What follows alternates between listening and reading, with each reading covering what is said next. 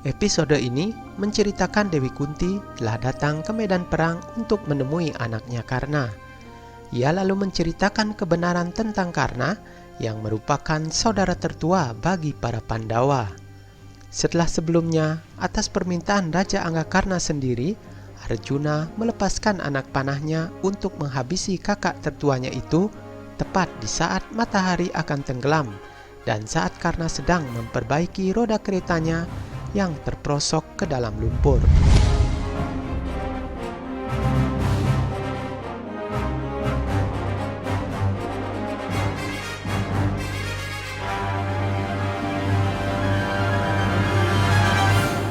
Ibu Ratu Kunti berjalan dengan perlahan mencari keberadaan anaknya Karna.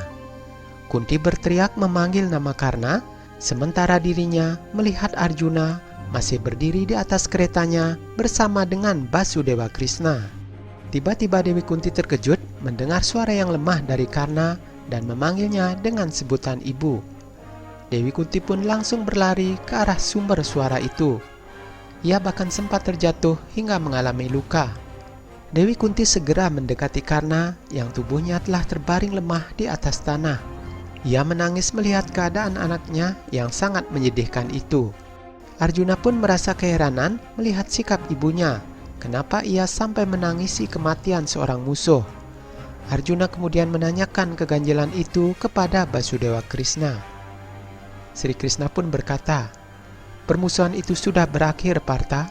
Sekarang saatnya untuk membangun sebuah hubungan.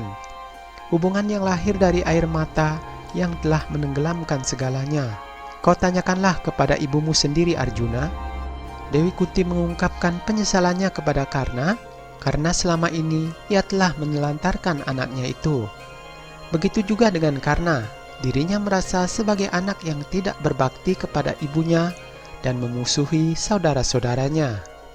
Raja Anggakarna meminta agar kepalanya ditaruh di pangkuan ibunya untuk menghapus semua kesalahan dan melupakan permusuhannya.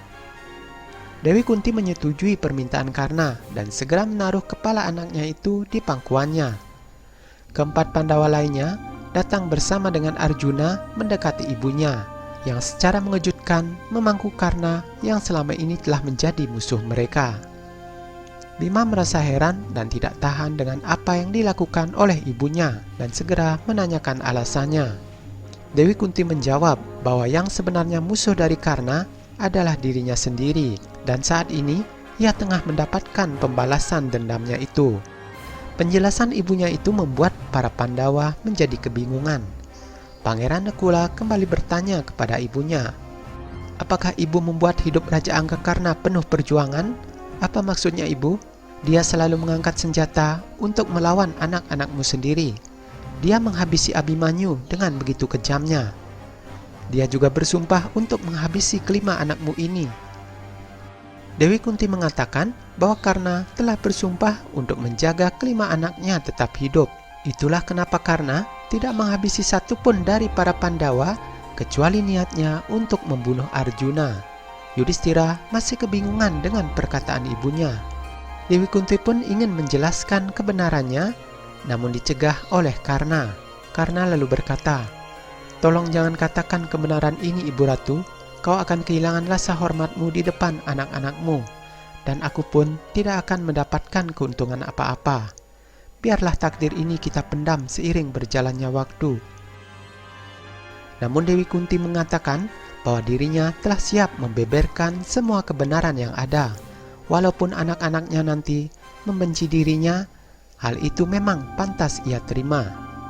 Dengan penuh keraguan, Arjuna mendekati ibunya dan meminta penjelasan tentang kejahatan apa yang telah ia lakukan. Arjuna berkata, "Walaupun menanyakan hal ini membuat hatiku bergetar, Ibu, tapi rahasia apa yang telah kau sembunyikan? Kejahatan apa yang telah kau lakukan? Dan hukuman apa yang pantas engkau terima? Katakanlah, Ibu." Kunti lalu berkata bahwa ia telah melakukan kejahatan sebelum pernikahan.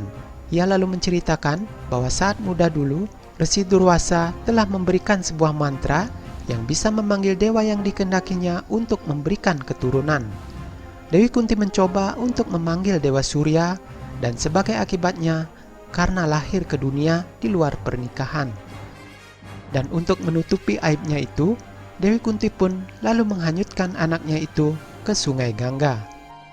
Di tengah ketegangan itu, tiba-tiba Ibu Radha dan Rusali muncul di tempat tersebut. Mereka sangat histeris melihat keadaan Karna yang sudah tidak berdaya lagi. Emosi Ibu Radha pada Dewi Kunti sudah tidak tertahankan lagi. Rasa marah dan kecewanya bercampur menjadi satu. Ia menceritakan masa kecil Karna yang penuh dengan kebaikan, di mana dulu Karna telah menyambut kedatangan Raja Pandu dan Kunti di Hastinapura dengan taburan bunga. Ibu Radha juga mengatakan bahwa Dewi Kunti telah membuang anaknya Karna dan kini dirinya datang mengaku sebagai ibunya. Karna lalu berusaha meredakan ketegangan di antara kedua ibunya tersebut. Ia mengatakan bahwa jika Ibu Kunti tidak membuangnya, lalu bagaimana mungkin Ibu Radha bisa menemukan dirinya itu? Bahkan Basudewa Krishna pun memiliki 2 orang ibu. Lalu kenapa dirinya tidak bisa memiliki 2 orang ibu sekaligus? Perasaan haru menyelimuti hati Dewi Kunti dan juga Ibu Radha. Di hadapan para Pandawa, Dewi Kunti mengakui bahwa Raja Anggakarna adalah kakak tertua bagi mereka. Pandawa tidak percaya dengan kenyataan yang baru diucapkan oleh ibunya tersebut. Mereka semua terjatuh dan berlutut di tanah, memandangi tubuh kakak tertua mereka yang sedang tergolek lemas di pangkuan ibunya. Arjuna terkenang dengan perselisihan masa lalunya dengan Raja Anggakarna. Bahkan Bima dan Nakula telah menghina kakaknya sendiri karena ketidaktahuan mereka. Yudhistira lalu berkata, "Kau telah melakukan kejahatan yang serius, Ibu. Yang menyembunyikan sesuatu berarti telah berdosa, dan yang mengungkapkan dia akan mendapatkan pahala. Kau telah mengubah keberuntungan menjadi sebuah dosa besar." Para Pandawa merasa sangat menyesali kesalahannya terhadap kakak tertua mereka, Raja Anggakarna. Terlebih lagi bagi Arjuna yang telah membuat Karna dalam keadaan sekarat saat ini. Perbuatannya itu sudah tidak bisa diampuni lagi. Arjuna menyayangkan sikap ibunya yang telah menyembunyikan kebenaran itu darinya. Dengan tersenyum, Karna berusaha menghibur adiknya yang sedang berduka. Karna lalu berkata, "Salahkan aku saja Arjuna, karena ingin membuktikan aku lebih unggul darimu. Tapi aku bahagia bahwa akhirnya aku telah membuktikannya pada diriku sendiri. Untuk bisa mengalahkanku, kau harus melakukan tipuan adikku."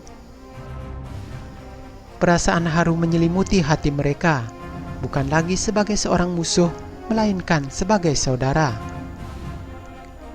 Nah, bagaimanakah nasib Duryodhana selanjutnya sepeninggal Raja Anggakarna? Nantikan kisahnya dalam episode selanjutnya.